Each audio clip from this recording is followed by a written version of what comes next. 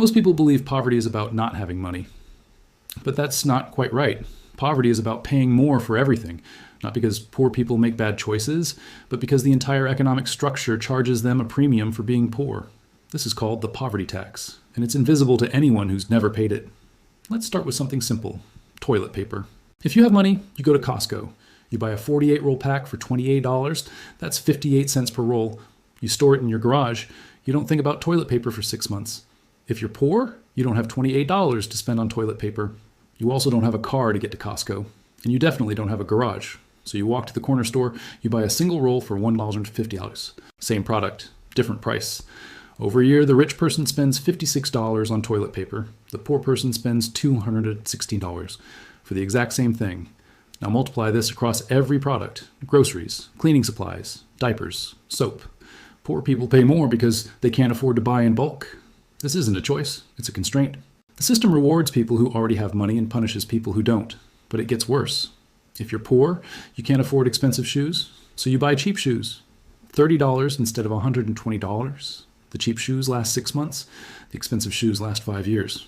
Over 5 years, the poor person spends $300 on shoes. The rich person spends $120. This is what's called the Sam Vimes Boots theory. The reason rich people stay rich is because they can afford quality. Quality lasts longer, so they spend less over time. The reason poor people stay poor is because they can only afford cheap products. Cheap products break, so they have to keep buying replacements. You see this everywhere. Rich person buys a reliable car, minimal maintenance, lasts 15 years. Poor person buys a used car with problems. Constant repairs, breaks down in 5 years. Rich person pays less total, poor person pays more total.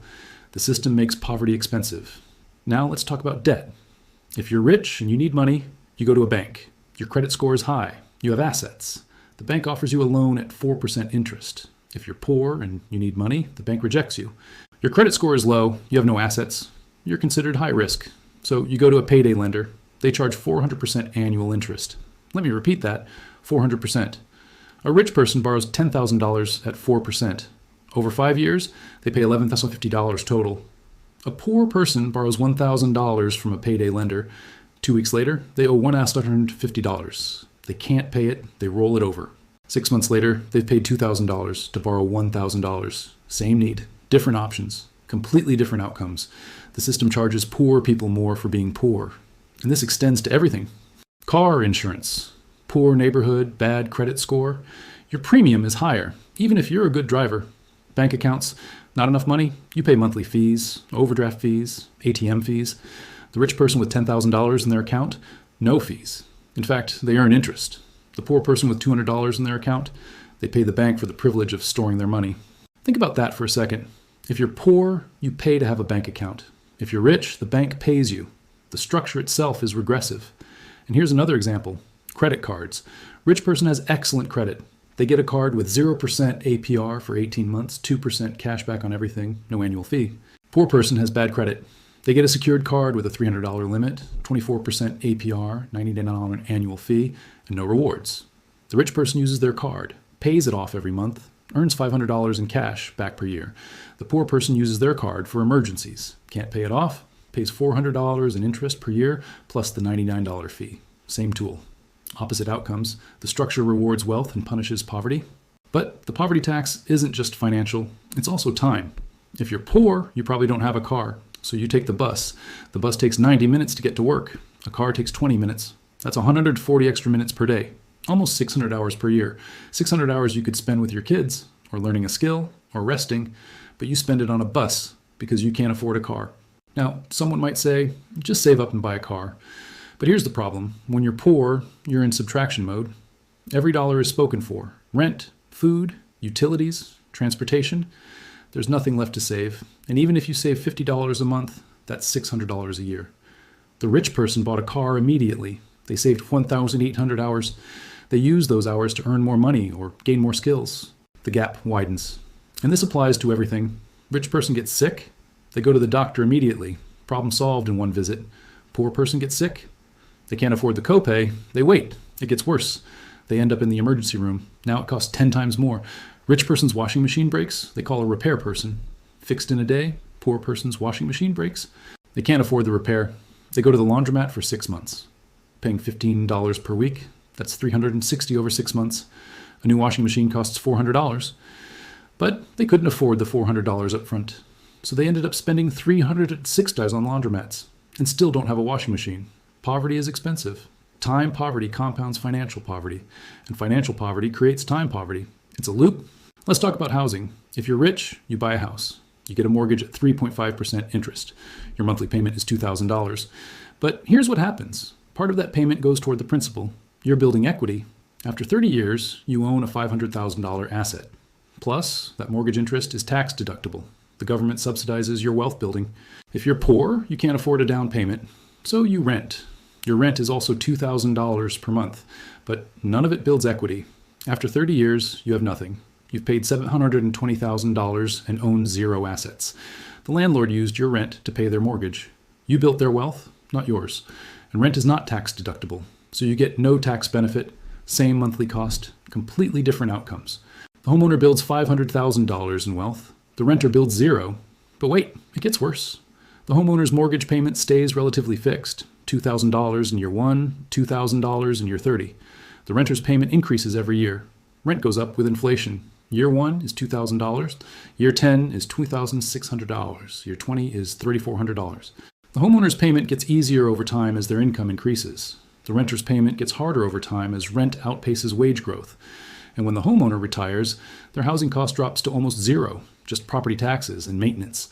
When the renter retires, they're still paying rent, except now they're on a fixed income. The system makes housing a wealth-building tool for people who already have wealth, and a wealth extraction tool for people who don't. Here's another invisible cost: food. If you're middle class or wealthy, you live near a supermarket, fresh vegetables, lean proteins, whole grains, reasonable prices. If you're poor, you probably live in what's called a food desert. No supermarket within walking distance, just corner stores and fast food. The corner store sells groceries, but everything costs more, and the selection is limited, mostly processed foods, high in calories, low in nutrition. So a poor person's options are: take 2 buses to get to a real supermarket. That's 3 hours round trip, plus the cost of bus fare. Or buy expensive, low-quality food at the corner store, or buy cheap fast food. None of these are good options. Meanwhile, the wealthy person drives 5 minutes to Whole Foods. They buy organic vegetables. They meal prep for the week. The poor person spends more on food and gets worse nutrition. This leads to health problems: diabetes, heart disease, obesity, which leads to medical bills, which makes them poorer. The cycle continues. Food access is not equal, and that inequality has a cost. Now here's the part most people miss. This isn't accidental. The system is structured this way. Banks don't charge poor people higher interest because they're evil. They charge higher interest because poor people are higher risk, and poor people are higher risk because they're poor. It's circular logic, but it's how the system functions. Stores don't avoid poor neighborhoods because they hate poor people. They avoid poor neighborhoods because profit margins are lower. Why? Because poor people buy in small quantities. Small transactions cost more to process. So prices go up, and poor people can't travel to cheaper stores because they don't have cars. So the corner store charges more because they can. This is what economists call a poverty trap. Being poor makes everything more expensive, which makes it harder to stop being poor, which keeps you poor. The structure reinforces itself. And here's the uncomfortable part. Society benefits from this, not in a conspiracy theory way, but in a structural incentive way. Payday lenders make billions. Overdraft fees generate billions. Rent-to-own stores make billions. These industries exist because poor people exist. If poverty disappeared, so would these profit centers. So there's no structural incentive to eliminate poverty. There's only an incentive to manage it. And that's why the poverty tax persists. Nobody's sitting in a room planning to keep people poor. But the structure creates incentives. And those incentives align toward extracting wealth from people who don't have it. Landlords benefit from high rents. Banks benefit from overdraft fees. Payday lenders benefit from desperation. The system isn't broken. It's functioning exactly as designed. It just wasn't designed for poor people to escape. But the most insidious part of the poverty tax is that it's invisible. If you've never been poor, you don't see it. You see a poor person buying a single roll of toilet paper and think, why don't they just buy in bulk? You don't see that they can't afford to buy in bulk. You see a poor person with bad credit and think, they must be irresponsible. You don't see that one medical emergency destroyed their credit score. You see a poor person paying high interest and think, they should have gone to a bank. You don't see that the bank already rejected them. The poverty tax is a structural disadvantage that looks like personal failure. And this is why the system stays stable. Rich people don't feel guilty because they don't see the poverty tax. They just see poor people making bad decisions. And poor people blame themselves because they internalize the cost as their own fault. But it's not personal failure, it's systemic design. The economy is structured to extract wealth from people who don't have wealth. And it's very efficient at it. Every transaction is tilted. Every system is regressive. Every structure charges more to those who have less. And because it's embedded in prices, interest rates, and access, it's invisible.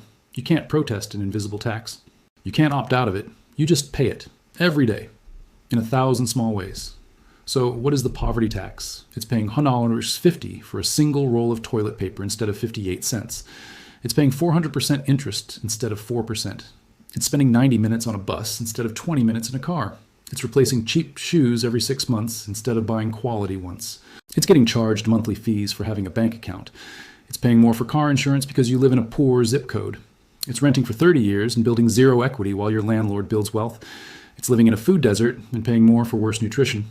It's waiting until a health problem becomes an emergency. It's losing hours, losing money, losing opportunities. Not because of bad choices, but because the entire structure charges a premium for not having money. The poverty tax is the cost of being poor in a system designed for people who aren't. And the reason no one talks about it is simple. If you've never paid it, you don't see it. And if you have paid it, you probably think it's your fault.